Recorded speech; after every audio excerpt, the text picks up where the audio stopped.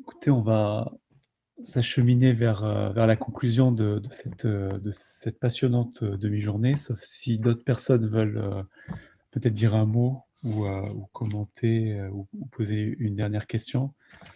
Alors voilà, monsieur Bourdoiseau, je vous laisse la parole. Bon, j'ai écouté toutes ces conférences avec attention et les intervenants parce qu'elles étaient toutes très intéressantes. Je reviens sur un propos sur la première intervention, donc celle de Serge Mont, où il nous dit que la perte de biodiversité est associée à une augmentation de la prévalence des épidémies. Je crois qu'effectivement, peu de scientifiques peuvent contester. Il faut l'interpréter. Et en d'autres termes, il y aurait une corrélation ou une causalité. On peut imaginer qu'il y a des facteurs extérieurs, les perturbations climatiques, l'utilisation de pesticides, etc., qui contribuent à la perte de à l'augmentation, mais sans que pour autant, entre biodiversité et épidémie, il y ait un lien.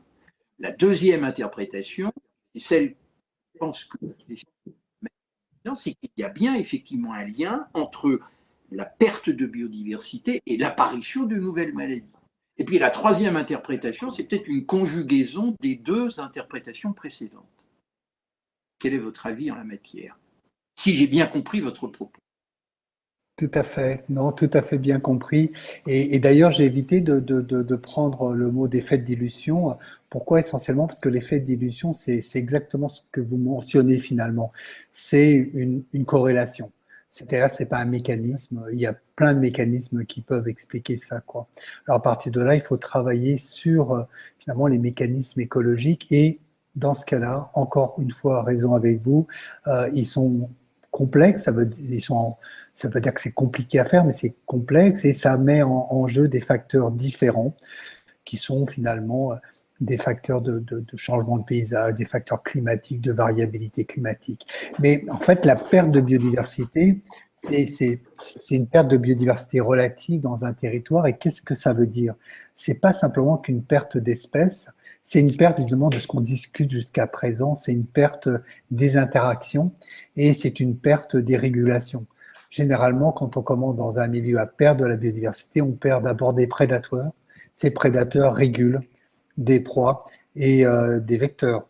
On perd des espèces spécialistes et génèrent au profit d'espèces généralistes et finalement les généralistes qui sont souvent aussi des bons réservoirs, ils sont très permissifs finalement pour les infections parce que finalement ça a des caractéristiques aussi du généraliste qui est pas très performant en compétition contre les spécialistes, mais qui est performant en adaptation, et notamment en adaptation finalement à l'infection. Tout ça finalement fait que on augmente la prévalence de ces réservoirs, on augmente la prévalence de ces vecteurs, et finalement on favorise ces petites transmissions et ces petites transmissions qui peuvent en fait continuer à des épidémies. Donc ça, on le retrouve finalement dans des changements. C'est pour ça que je ne prends pas non plus le mot déforestation parce que je trouve que ça c'est pas forcément très je veux dire, parlant et c'est pas forcément le mieux. C'est plutôt finalement ces changements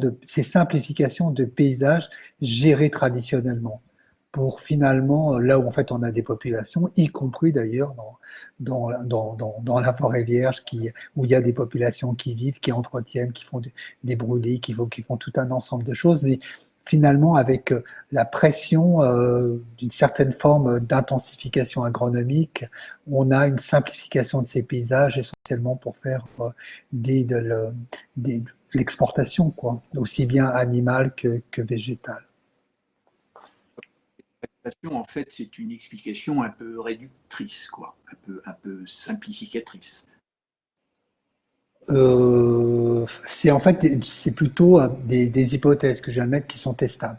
C'est-à-dire que on voit que ces hypothèses sont vérifiées sur les bases de données, finalement sur la corrélation et par différentes méthodes, y compris d'ailleurs temporelles, hein, des analyses temporelles et spatiales, quoi. Par contre, ce qui se passe localement, c'est-à-dire comment ça se passe dans des socio-écosystèmes, comment finalement ça se passe réellement, c'est-à-dire d'avoir un peu ces suivis, ces transformations. Ben là, j'avoue qu'on est très peu à faire ce genre de travail, quoi. Très peu finalement à regarder cette adaptation et ces interactions entre finalement société, activité humaine, animale, qu'elle soit aussi domestique ou sauvage, environnement, et finalement comment tout ça circule, potentiellement des agents infectieux et non infectieux, et comment tout ça peut affecter une santé partagée. Là, par contre, je dis oui, nous sommes très faibles en arguments et en évidence scientifique.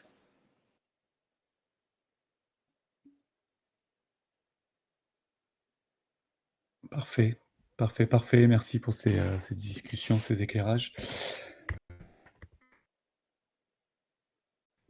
Conclure avec peut-être juste un mot, c'est pas du tout un résumé ou une synthèse, mais peut-être voilà, un prolongement de ces matinées où l'on voit que le concept One Health, hein, donc qui est un concept qui englobe pour moi ceux de santé globale, qui l'enrichit, qui l'étend, est en fait le grand, je dirais presque le grand gagnant de la crise pandémique, au sens où sa nécessité se fait de plus en plus sentir, mais que ce concept de One Health, en fait, est aujourd'hui pris dans un ensemble de paradigmes qui font qu'il est en contradiction avec certaines grandes tendances, comme celle évidemment de la biosécurité ou de la biosurveillance, ou de la séparation des mondes, comme on vient d'en parler. Ce qui a été dit ce matin par nos 4 intervenants, c'est que ce concept de One Health, il nécessite un changement de paradigme, et un changement de paradigme dans au moins 5 domaines. D'abord dans les sciences, avec finalement la nécessité d'un changement dans notre représentation des sciences. C'est pas nouveau, l'appel au décloisonnement, l'appel à la coopération, l'appel à des visions plus systémiques au sein de la science. Et l'expérience de Serge Morand en est une belle illustration. Voilà, essayer de faire vivre un véritable pluralisme scientifique dans toutes les dimensions du pluralisme. Un changement de paradigme aussi dans le droit. Claire Lajeunie nous l'a bien fait sentir. Lorsque le droit a pour objet le vivant, lorsque le droit a pour objet l'environnement, et que celui-ci est dynamique, il nous faut adapter notre façon de réguler, notre façon de produire de la gouvernance à toutes les échelles, et la nécessité aussi pour le droit d'être concret, traduit. Il y a vraiment cet enjeu sur lequel Claire Lajeunie a insisté, d'une traduction en situation des concepts de One Health, et cette idée de traduire de ce mouvement entre santé publique, santé globale et santé communautaire, par exemple, pour s'adapter aux situations, aux contextes locaux, tout en gardant une dimension globale.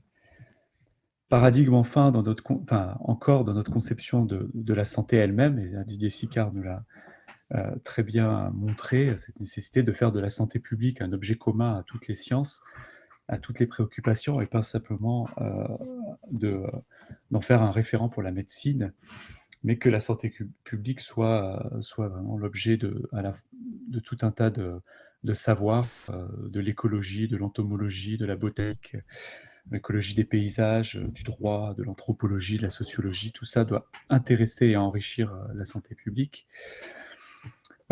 Changement de paradigme dans notre appréhension du risque, ce que Frédéric Keck a appelé un changement dans notre rationalité face au risque, passer de la prévention à la préparation, en tout cas d'enrichir nos politiques de prévention par des politiques de préparation qui nécessitent d'autres opérateurs, et il a magnifiquement illustré l'opérateur qu'il appelle les sentinelles, qui sont devenus vraiment des cohabitants avec les humains du devenir de nos sociétés.